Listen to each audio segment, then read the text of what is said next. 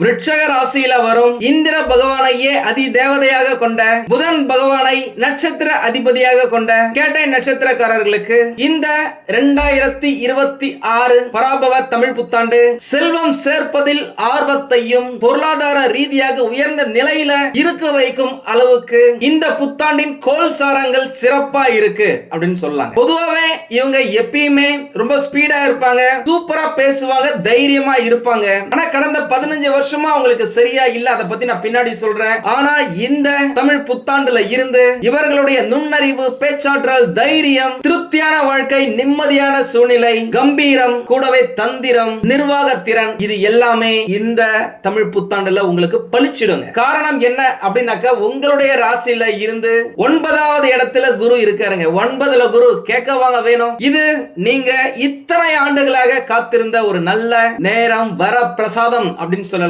12 வருஷத்துக்கு முன்னாடி 9ல குரு வந்தாரு. ஆனா அப்போ உங்களுக்கு 7.5 சனி பகவான் இருந்ததால நல்ல விஷயங்கள் உங்களுக்கு கிடைக்கல. அதனால கிட்டத்தட்ட ஒரு 24 வருஷம் கழிச்சு உங்களுக்கு நல்ல நேரம் இந்த ஒரு வருஷம் அப்படின்னு சொல்லாங்க. வணக்கம் நண்பர்களே. ஏப்ரல் மாசம் 14ஆம் தேதி 2026 வருஷத்துல தமிழ் வருடங்களில் 40வது வருடமான பராபவ வருடம் சிறந்த முறையில பிறகுது. ஜோதிட ரீதியாக as per scientific astrology இந்த புத்தாண்டு சில முக்கிய கிரக மாற்றங்களோட, சவால்களோடும், அதே சமயம் பல ராசிகளுக்கு அதிரடி முன்னேற்றங்களோடும் பிறக்க போகுது அப்படின்னு சொல்லாங்க. முக்கியமா இந்த வருடம் பிறக்கும் பொழுது சூரிய பகவான் மற்றும் சுக்கிர பகவான் மேஷ ராசியில இருக்காங்க, மிதுன ராசியில குரு பகவான் இருக்காங்க, சிம்ம ராசியில கேது பகவான் இருக்காரு, கும்ப ராசியில சந்திர பகவான் மற்றும் ராகு பகவான் இருக்காங்க, மீன ராசியில புதன் பகவான், செவ்வாய் பகவான், சனி பகவான் அப்படின்னு சொல்லிட்டு அதி முக்கியமான கிரகங்கள் இருக்கும். இந்த மாதிரியான ஒரு சூழ்நிலையில இந்த தமிழ் புத்தாண்டு பிறக்குதுங்க. உங்க எல்லாருக்குமே நல்லாவே தெரியும், மேஷ ராசிக்கு சூரிய பகவான் வரதுதான் தமிழ் புத்தாண்டு சித்திரை 1 அப்படின்னு சொல்றோம். அப்பேற்பட்ட சூரிய பகவான் சுக்கிர பகவானோட சேர்ந்து இருக்கிறது. சுக்கிரன் அப்படினாலே சுகம், இன்பம், கலைநயம், பணப்புழக்கம், சந்தோஷமா இருக்கிறது அப்படின்னு சொல்லலாம். அவர் கூட சூரியன் இருக்கும் பொழுது இந்த புத்தாண்டு பிறக்கிறது அநேகமான ராசிக்காரர்களுக்கு அற்புதமான அதிகப்படியான நன்மைகளை வாரி வழங்க போகுது அப்படின்னு சொல்லலாம். பொதுவா இந்த குரு பெயர்ச்சி அப்படின்னா குருவை பத்தி மட்டும் பேசுவோம். சனி பெயர்ச்சி அப்படின்னாக்கா சனி பகவானை பத்தி மட்டும் பேசுவோம். ராகு பெயர்ச்சினா ராகு பகவான் மற்றும் கேது பகவான் இவங்களை பத்தி மட்டும் பேசுவோம். ஆனா தமிழ் புத்தாண்டு பலன்கள் அப்படின்னா இருக்கிற அனைத்து கிரகங்களின் பயிற்சிகளையும் சேர்த்துதான் அவர்களுடைய நகர்வுகள் உங்களுடைய ராசிக்கு நல்லது செய்தா இல்லையா அப்படின்னு டீடைலா கணிக்கிறது தான் இந்த தமிழ் புத்தாண்டு பலன்கள். இப்ப நம்ம நேரடியா பலன்களுக்கு போயிடலாம். முக்கியமா இந்த வருஷத்துல இப்பதான் ரீசெண்டா சனி பகவான் பெயர்ச்சி ஆனாரு. வைகாசி மாசம் ஜூன் மாதத்துல தொடக்கத்துல குரு பகவானுடைய பெயர்ச்சி வரப்போகுது. கார்த்திகை மாதத்துல ராகு மற்றும் கேது பகவான்களின் பெயர்ச்சி வரப்போகுது. இதுல ராகு மற்றும் கேது பகவான் உங்களுக்கு என்ன செய்ய போறாங்க, குரு பகவான் என்ன செய்ய போறாரு, ஏற்கனவே பெயர்ச்சினா சனி பகவான் என்ன செய்ய போறாரு அப்படின்றத பார்த்துடலாமா? விருட்சக ராசியில பிறந்தவங்களுக்கு இந்த பராபவ வருஷத்தை பொறுத்த வரைக்கும் சுப பலன்கள், சந்தோஷ பலன்கள், வருமான பலன்கள், வெற்றி பலன்கள் என ஏகப்பட்டது நிறைந்திருக்குங்க.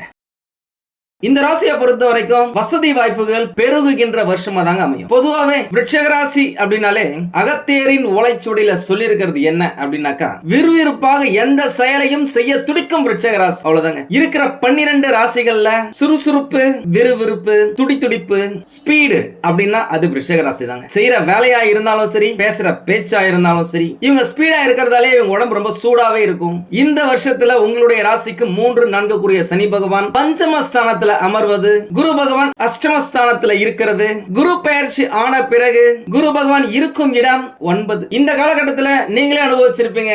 உங்களால சந்தோஷமா நிம்மதியா சுகமா இருந்திருக்க முடியாது. உங்களை மட்டுமா, உங்களுடைய தாயாருடைய உடல் நலனும் சரியா இருந்திருக்காது. சின்ன சின்ன கருத்து வேறுபாடுகள் இருந்திருக்கலாம், பேச முடியாம போயிருக்கலாம், ஒரு டிஸ்டன்ஸ் இருக்கிற மாதிரி நீங்க ஃபீல் பண்ணிருக்கலாம். வேலையில, தொழில, வருமானத்துல பிரச்சனை, குடும்பத்துல சச்சரவுகள், நண்பர்கள் கிட்ட, கணவன் மனைவிக்கிடையே கருத்து வேறுபாடு அப்படின்னு சொல்ற மாதிரி ஏகப்பட்ட பிரச்சனைகள் அனுபவிச்சிருப்பீங்க. அது எல்லாமே விலகும் காலம் இந்த தமிழ் புத்தாண்டுல இருந்த ஒரு 1.5 மாசத்துல. இப்பவே உங்களுக்கு நல்ல விஷயங்கள் நடக்க ஆரம்பிக்கும். வேலையில பிரச்சனைகள் கொஞ்சம் கொஞ்சமா கிளியர் ஆக ஆரம்பிக்குங்க. ஏன்னா குரு பகவான் இப்போ இருக்கிற இடம் 8வது இடம் எனப்படும் ஆயுள், வலி, வேதனை ஸ்தானம். அவர் குழந்தை பாக்கியம், சகல பாக்கியம், தந்தை ஸ்தானம் எனப்படும் 9வது இடத்துக்கு ஜூன் மாசத்துல முதல்லயே பெயர்ச்சி ஆகிறது. எந்த ராசிக்கு நல்லதோ இல்லையோ விருட்சக ராசிக்கு அதிரி புதிரியான அமர்க்கலமான பலன்களை அள்ளி தர போறார் அப்படின்னு சொல்லலாம். அதனை பத்தின வீடியோ நான் சீக்கிரமா போடுறேன். நம்ம சேனல் இது வரைக்கும் சப்ஸ்கிரைப் பண்ணாதவங்க சப்ஸ்கிரைப் பண்ணி வச்சுக்கோங்க, சேனலை ஃபாலோ பண்ணிக்கோங்க. பொதுவாகவே குரு பகவான் இருக்கும் இடத்தை விட பார்க்கும் இடத்துக்கு தான் பலன் அதிகம் அப்படின்னு சொல்லுவாங்க.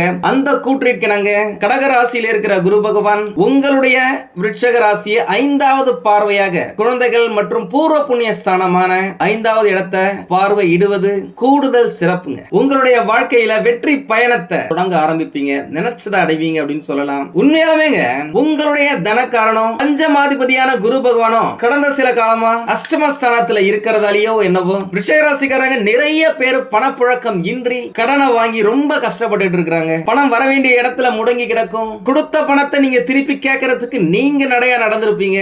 இனி வைகாசி மாசத்துல இருந்து குரு பெயர்ச்சிக்கு பிறகு பணம் சம்பந்தப்பட்ட, வேலை சம்பந்தப்பட்ட, வருமானம் சம்பந்தப்பட்ட, நிம்மதி சம்பந்தப்பட்ட, பெயர் புகழ் அந்தஸ்து சொல்வாக்கு செல்வாக்கு சம்பந்தப்பட்ட அனைத்து விஷயங்களும் உங்களுக்கு நல்ல விதமா முடியும். குரு பார்க்க கோடி நன்மை. அதுவும் யோகாதிபதி வீட்டுல குரு பகவான் உச்சம் பெற்றால் எப்படி இருக்கும்? சும்மா தாறுமாறா இருக்குங்க.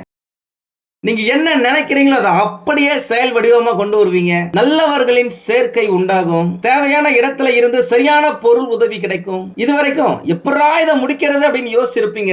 இப்போ நீங்க தொட்டாலே இது ஆட்டோமேட்டிக்கா வெற்றி பாதையில கொண்டு சென்று சிறப்பா முடிவு பெறும். ஒரு சிலர் முதலீடே இல்லாத தொழில் செஞ்சுக்கிட்டு இருக்கீங்க அப்படின்னாக்கா அது சிறப்பா இருக்கும். குடும்பத்துல இருக்கிறவங்களுடைய தேவைகளை பூர்த்தி செய்து குறையின்றி வாழும் வாழ்க்கை, அதற்கான சூழ்நிலை சிறப்பா அமையும் அப்படின்னு சொல்லலாம். நவம்பர் மாசம் 13ஆம் தேதி ராகு கேது பகவான் பெயர்ச்சி ஆவறாங்க. அந்த காலகட்டத்தில் 3ஆம் இடத்துல ராகுவும் பாக்கியஸ்தானத்துல கேது பகவானும் அமர்ந்து உங்களுக்கு தேவையான ராட்சச பலத்தை கொடுப்பாங்க. அந்த பலத்தை நீங்க பெறணும் அப்படின்னாக்கா கடவுள் மேல நம்பிக்கையை வைங்க. அது ரொம்ப முக்கியம். ஏன்னா கேது பகவான் அப்படின்னாலே ஸ்பிரிச்சுவல் பிளானட். 2 ரூட் தான். நல்லா இருக்கணும் அப்படின்னாக்கா எந்த மதமா இருந்தாலும் சரி, ஹிந்து, கிறிஸ்டியன், முஸ்லிம் யாரா இருந்தாலும் சரி, உங்களுடைய கடவுளை நம்பிக்கையோட வணங்குங்க. அது உங்களை நல்ல ரூட்டுக்கு கொண்டு போவோம். இல்ல அப்படின்னாக்கா ஏதாவது அடிக்ஷன், கெட்ட பேர் வாங்குறது அப்படின்னு சொல்லிட்டு ரொம்ப ஒரு மாதிரியா போகும் லைஃப். பாத்துக்கோங்க, இது நல்ல காலம், யூஸ் பண்ணிக்கோங்க. சொத்து சேர்க்கையா இருக்கட்டும், வண்டி வாகன சேர்க்கையா இருக்கட்டும், தங்க நகைகள் சேர்க்கையா இருக்கட்டும், குடும்பத்துல சுப நிகழ்ச்சிகள் நடக்கணுமா இருக்கட்டும், இல்ல உங்களுக்கே திருமணத்துக்காக ரொம்ப நாளா தள்ளி போயிட்டு இருக்கு, நல்ல காலம் எதுவுமே நல்லா வரல, 2012ல இருந்தே நல்லது எதுவுமே நடக்கலங்க அப்படின்னு சொன்னவங்களுக்குலாம் இந்த 2026 பராபவ தமிழ் புத்தாண்டு ஏகப்பட்ட நல்ல விஷயங்களை உங்களுக்கு கொடுக்க போகுது. திருமணம் தடையின்றி நடந்தேறும் அப்படின்னு சொல்லலாம். ஒரு சிலர் திருமணம் ஆயிடுச்சுங்க, ஏதோ சின்ன பிரச்சனையால பேசிய பிரச்சனைய பெருசாக்கி கணவன் மனைவி பிரிஞ்சிட்டோம், டிவோர்ஸ் வரைக்கும் போயிடுச்சு, டிவோர்ஸே ஆயிடுச்சு அப்படின்னு சொன்னவங்களுக்குலாம் மறுமணம் நடக்கிறதுக்கு வாய்ப்புகள் இருக்கு. ஏன்னாக்கா நான் ஏற்கனவே சொன்ன மாதிரி ராகு பகவான் 3வது இடத்துல இளைய சகோதரர் தைரிய வீரிய ஸ்தானத்துல இருக்காரு. ராகு அப்படின்னாலே 2வது திருமணம், கலப்பு திருமணம், வெளிநாட்டுக்கு போறது, இது எல்லாத்துக்குமே அதிபதி. அவர் அந்த இடத்துல இருக்கும் பொழுது உங்களுக்கு ஏகப்பட்ட நல்ல விஷயங்கள், திருமணம் சார்ந்த விஷயங்கள் நடக்கும். திருமணம் ஆகி குழந்தை பேர் இல்லாமல் இருந்தவங்களுக்கும் பாத்தீங்க அப்படின்னாக்கா குரு பகவானுடைய பார்வை சிறப்பா இருக்கிறதால, குழந்தைகள் மற்றும் பூர்வ புண்ணிய ஸ்தானத்தை பார்க்கறதால குழந்தை பிறப்பதற்கான வாய்ப்புகள் நிறையவே இருக்குங்க. இந்த காலகட்டத்தை மிஸ் பண்ணாம ட்ரீட்மெண்ட் எடுத்துக்கோங்க. உங்களுடைய சுய ஜாதகத்தை பக்கத்துல இருக்கிற ஜோதிடரிடம் காமிச்சுக்கோங்க, மருத்துவரிடமும் காமிங்க. அவங்க சொல்ற வழிகாட்டுதலை ஃபாலோ பண்ணுங்க, வெற்றி நிச்சயம். என்கிட்ட நிறைய பேர் போன் பண்ணி சொல்லியிருப்பாங்க குலதெய்வம் என்னன்னே தெரியல அப்படின்னு சொல்லிட்டு. அவங்களுக்குலாம் இந்த காலகட்டத்தில் குலதெய்வம் தெரிய வரும் காலகட்டமா அமையும். நிறைய பேர் வெளியூர் வெளிநாடுன்னு சொல்லிட்டு சுற்றுலா செல்றதுக்கும், வேலை நிமித்தமா, படிப்பு நிமித்தமா, தொழில் நிமித்தமா போறதுக்கும் வாய்ப்புகள் நிறைய இருக்கு. கடல் கடந்த வாணிபம் இந்த காலகட்டத்தில் உங்களுடைய ராசிக்கு கை கொடுக்கும். உண்மையாவே என்கிட்ட நிறைய பேசியிருக்காங்க. இந்த கடந்த ஒரு 5 வருஷமா பாத்தீங்க அப்படின்னாக்கா செய்யற தொழில பிரச்சனை, குடும்பத்துல பிரச்சனை அப்படின்னு சொல்லிட்டு நிறைய நகைகளை நாங்க அடமானம் வச்சு அதை மூக்க முடியாம போயிடுச்சு. அடமானம் வச்சு வித்து நிறைய நான் தொலைச்சிட்டேன் பேசியிருக்காங்க. உண்மையாலுமே சொல்றாங்க, கஷ்டப்படாம இருக்கீங்க அப்படின்னாக்கா நீங்களா போன ஜென்மத்துல ஏகப்பட்ட புண்ணியத்தை செஞ்சிருக்கீங்க. ஏன்னா 99.9999% ஏகப்பட்ட கஷ்டத்தை அனுபவிச்சிருக்காங்க.